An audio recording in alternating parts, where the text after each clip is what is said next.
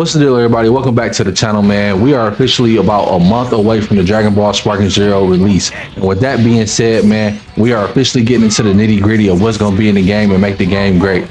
We got to look at some of the tournament modes and some of the online features that'll be taking place in Dragon Ball Sparking Zero. So let's check them out.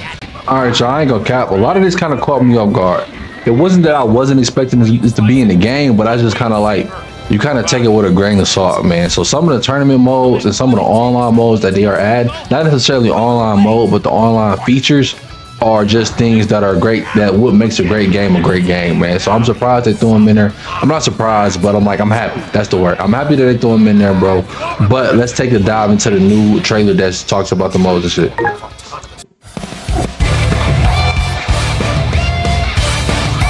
Okay, so this is the battle mode and tournament game mode trailer that was put out today. CPU or your friends in the hyperbolic time chamber stage. With ranked matches, you can set your matchmaking conditions to find your ideal opponents with balanced character cost restrictions. Boom, so off rip, bro, the settings for ranked, bro, and I wanted to see how they would do it, right? Because they said early on that balance wasn't really high on their priority list, and the strong characters will be strong characters. But in a fighting game today, you got to have a rank mode. So I was kind of interested to see how that all played.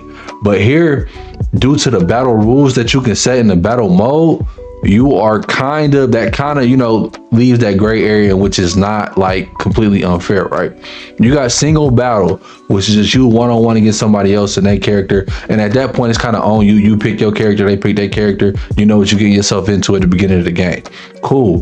The next battle mode that we can see here, the next battle rule mode that we can see here is DP battle, right?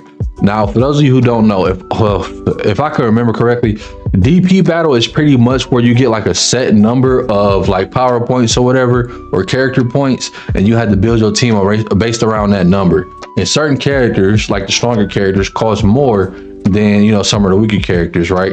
Now, depending on how that balance, I think that is kind of like a great addition to rank, because you want to set the number and you don't want to have, you know, a character that takes up the entire points of the team and you just got that character, or it's like a mind game almost, where you're gonna have to figure out what team and what characters fit best into the limit. I don't know what the set limit is going to be and how they're going to base the skill level of each character, whether it be like how strong they are in the game versus how strong they are in the story, or you know what I mean, or you know, so on and so on, because some characters like aren't as strong. Like take Team Gohan, for example, right? Team Gohan at that point was probably one of the strongest characters in the series, but up against other characters like super characters and Into Z characters, he's, you know what I mean? It's a weird scaling issue kind of thing. So I'm interested to see how they do that. But if it's done correctly, I think this is going to be great. You get both sides to each, you know what I mean? If you just want to play one-on-one with whoever you want to play with, that's fine. Or if you want to kind of get into the team battle scenario and see who can make the best team, the meta team with, you know, by dividing the skill points, I love that in there. You got similar ranked, connection quality, and then down at the bottom, we have match finish rate. I don't even remember. I don't know. I'm not gonna say I personally haven't seen this in the game in a long time. I'm sure there's other games or fighting games out there doing it, but this is specifically for the rage quitters, right? People who don't fit, you're gonna get flagged. I'm sure it's gonna be some type of, if they have this setting in there, you're gonna get flagged for rage quitting in Sparking Zero. And I'm cool with that. Balance character cost restrictions and check the leader. Now, I don't know if these are the only two modes for ranked. We might get like a just flat out team battle where you pick 3 characters and they pick 3 characters, or they pick 5 characters, they pick 5 characters, or something like that. But this is kind of what we can see based off this trailer. Rankings. In World Tournament mode, you can create or join a tournament online with rivals around the world, or play offline in a tournament created for you. In this mode, you can create your own tournament rules or play. So boom. Let's peep the tournament scene right here now, bro.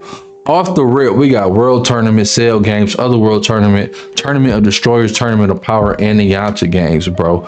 Each tournament have their own specific set of rules and things you have to abide to, bro. And it's kind of just preference at that point. But at the very top, we have where you can create your own tournament, meaning you can set the rules, you can set, you know, the map or whatever. If you want a time limit, they even got, you have single battle in here. They have character selection, customization, HP recovery at the match, flying. Flying is crazy, bro. Being able to turn off the flying and say we do World Tournament, for example, and it's like, hey, just on the stage, me and you, let's get it. No fly, no running away, straight scraps. That can make for interesting gameplay, bro. This is kind of gonna have it to where every game don't play the same or feel the same in the tournament mode. Tournament of Destroyers, Tournament of Powers. We don't get to see those. We don't get to see the rules on those, but I'm like, maybe we have team tournaments where you go in with a team and kind of fight it out like that. Follow Great Saiyaman in his quest for victory at the World Tournament. Victory conditions include the tournament mode. I'm already people. Tournament mode is a W, bro. I can get behind this, bro. I wasn't big. I wasn't heavy on the tournament mode in like the old Tenkaichi games, but when you add that online factor to it, I feel like this could be a banger. This is gonna make a banger. But one thing I peeped about this trailer, man, is just the in-depth of the features that they're going into, from the rank sense to the tournament mode, man, giving people a different number of ways to actually play the game, man, and have different experiences. In a fighting game, when it's only one thing to do is fight somebody else, bro, that can get, no matter how fun the game is, to a certain point where that's gonna get kind of old. But when you got these different elements involved that can kind of switch up the scenarios and switch up the experience, bro, I'm getting more hype and hype for this game every day. Kind of down a little bit for me, bro, but as we get closer to release date, I'm kind of just counting down the days at this point, man. Not only are we getting custom battles, man, we getting custom tournaments as well. And they already announced, man, full-on spectator mode. Spectator mode sounds simple. It sounds like something you shouldn't get hyped for. But I don't know, for whatever reason is, bro, a lot of games, a lot of especially anime games, bro, have been launching without a spectator mode, man. It's kind of a hassle. It's kind of like, you know, in tournaments for sure, like especially in tournaments when it's not your turn, you don't want to be sitting looking at a blank screen. Spectator mode is, you know what I mean, is live, bro. So all right, so what I'm curious about when it comes to some of the features, right, we got the custom matches locked down, we got the custom tournaments locked down, and we also got the spectator mode confirmed.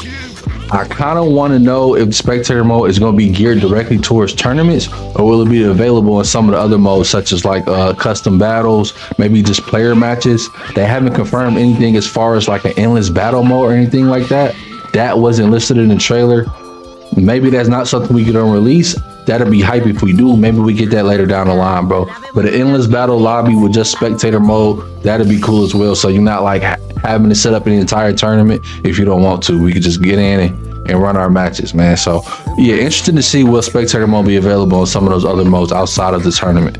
All right, man, that's pretty much it for me. Let me know how y'all feel about the new tournament modes, man, the new online features and everything like that. I kind of wanted to go over this trailer because they put out a lot of information. They gave us a lot of details. It wasn't the standard character release trailer where they just put out some characters that we already know that's going to be in the game based off the various sagas and just call it a day, man. But I'm rocking with this, man. I appreciate them giving us this info.